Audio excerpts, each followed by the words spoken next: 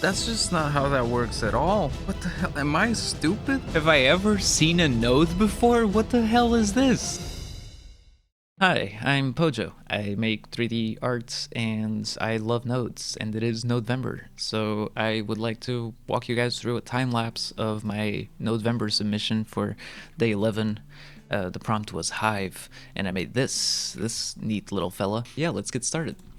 I didn't exactly know what I wanted to do with this prompt. I started gathering a bunch of references, and I found particularly this one, which is probably AI, unfortunately, but I don't know how to avoid it at this point when trying to gather references. So yeah, I wanted to start with the helmet head thing and go from there. So I just started with a cube and I modified it a little bit using the set position node and masking out different sections based on the position of the head. Then after that, I used the same technique of masking for isolating the eye section so that I could separate that geometry and make the visor. Then a whole lot more, shaping and extruding and all that. It's really funny to look at this because in like edit mode or sculpt mode, this would be like 3 clicks, but because of the challenge of only using nodes, it takes a lot longer to get these shapes down, since you have to mask out, based on the X, Y, and Z, and you have to multiply them together to isolate the specific parts. Like here, I'm spending way too long trying to shape the bottom half of the head so that I could get like some cool shapes and cool curves. In my head, I was thinking, well, I'm probably gonna have a rim light or something here later on, so it's nice to have some detail there. But honestly, it took way too long to get it done. Oh, then I used the raycast node to make a mask of where the visor would be, so that I could, inset the head a little bit where the visor fits, and also just like mask out the little bevel that there is at the center of the head. Then I used 2 icospheres instanced on the curve line to make the eyes. Which is a technique that I've been using a lot throughout Nodevember. Just making a simple centered curve and then instancing stuff on it. It's just way easier to control, and instances are always better for performance instead of having 2 separate icospheres. Here I was taking way too long to figure out how to rotate them separately, which I know I've done before. In the process, I did find a cool mask pattern that I've never found before, but that I ended up not using at all, but I saved it just in case. I stored it as a named attribute, and so I put in the eyes, I set them to shade smooth, and spent a whole lot more time just making sure that they weren't clipping through the bottom of the visor visibly. Combine it all together, and we have the base of the head, essentially. Just, a lot of tweaking so that the proportions look right, and not a lot of interesting stuff happening here. I wanted to make the head a little bit flatter at the top. Oh, and now, okay, I guess we've moved on to the antennas. So that's basically just a curve line, and then I actually did a tutorial on this on one of my reels, and I just did a curve line and then made the shape of it. And once I had that base shape, I went back and just instanced 2 curve lines so that I could apply that shape later to the instances and not to the original curve.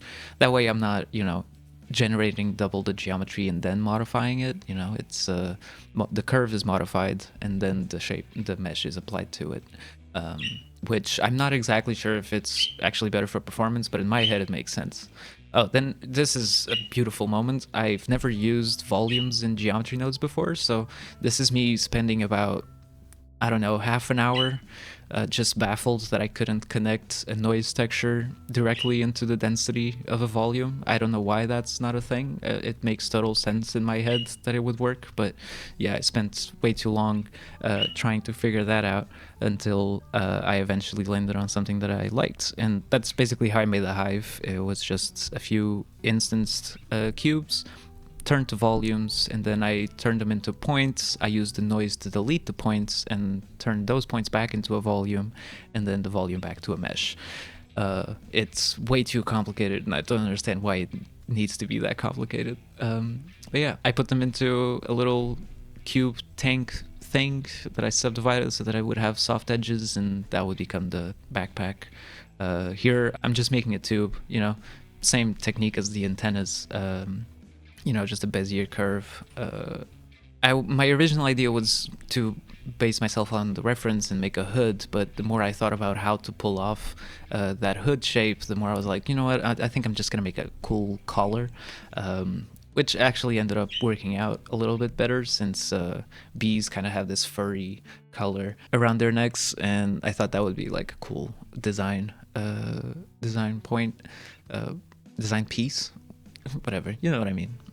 So here I'm just shaping the color, much like I was, you know, doing to the head, just putting it to shape because I knew I was gonna make, you know, a body and shoulders there, so I wanted it to everything to fit nicely.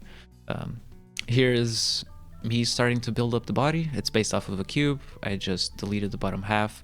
In retrospect, maybe a curve would have been easier to shape and model, because here I'm spending a lot of time trying to get, like, you know, a little taper and a cool shape for the body. And yeah, in retrospect, like, you know, all these rotations and all that, it would have been way easier to do it with a Bezier curve, and just position the handles so that I could get all these curves and get a good shape for the body. But you know, I dug my own grave and I decided to stick with it. So here again, using curves just to make the arms, which are pretty simple. I was running out of time, so I had to sort of rush this part. I added a second arm to the other side, which you end up not even seeing in the final render. It's not even positioned correctly, so I don't even know why I did that. I could have just stuck with the one arm facing camera and that would have been fine. Then for the hand, I wanted to make this sort of claw thing, so I used an icosphere and just isolated one of the rows and insetted it, and then just place it, you know, by hand on the thing. At this point, I knew that I wasn't going to be able to animate this character, so trying to make sure that the hand was instanced on the proper point was not on my mind anymore, you know, because that would have made it easier to animate it later. Then here I guess I'm on to the shading, which yeah, a cool thing about the shading for my Nodevember pieces is that I don't have any lights in the scene. All of my shading is done using the normal node, as you can see there. I either plug them into the position or the normals, and that the position gives more sort of a gradient effect, so it makes it feel a lot more illustrated, while the normal node is better to fake actual lighting. You know, it gives you some good rim lights and all that. The only downside of this is that it doesn't really provide cast shadows, which I sort of try to hide by adding ambient occlusion to the shader. But yeah, also for anything metal or reflective, I usually plug in Voronoi into reflection coordinates. And that usually gives some pretty cool effects. I got that technique from Paulo Bravo. Yeah, he makes some insane NPR stuff, and I'm always very fond of people who try to take NPR to spaces that you haven't seen it before. Here I was spending way too much time trying to get like a good fade for the transparency on the color, because I wanted to mimic that fur-like section that bees have, like I was saying before, because bees are very furry. I was not aware of that before I started this piece. Yeah, then, you know, making the material for the body. I actually have a t-shirt that looks a lot like this. As I was doing it, I was like, huh, I'm pretty sure I've worn this. And yeah, it's pretty simple stuff. Once you know the basics, it's just using the normal node to do the lighting, and the shading is pretty basic. It's just simple colors, and I could have used the wave texture to make the bee lines, but I think I ended up using the texture coordinates. I isolated like the Y, and then I just used like a sine wave function to get these strips. For the eye, you know, the glowy things, that's the same technique of the Voronoi with the reflection coordinates. And for the head, you know, just a simple base color and a lot of position and normal nodes in the mix. Basically every material goes through the same process. I tried to put in a base color, whether it's 1 or 2 colors, and then I do the shading with the normal nodes and position. For the tube, I used the Voronoi so that I could get those bubbles, and mixed it in with both the reflection Voronoi and also some Fresnel so that the edges would look a little bit brighter, you know, so that I would feel like it had some thickness. And yeah, that's basically the entire process. This was in total like 4.5 hours of work, more or less.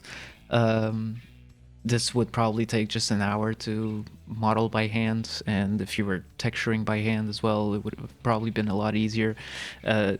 Placing lights is also a lot easier than to control normal nodes. Honestly, they provide a really cool effect, but they're so complicated to use.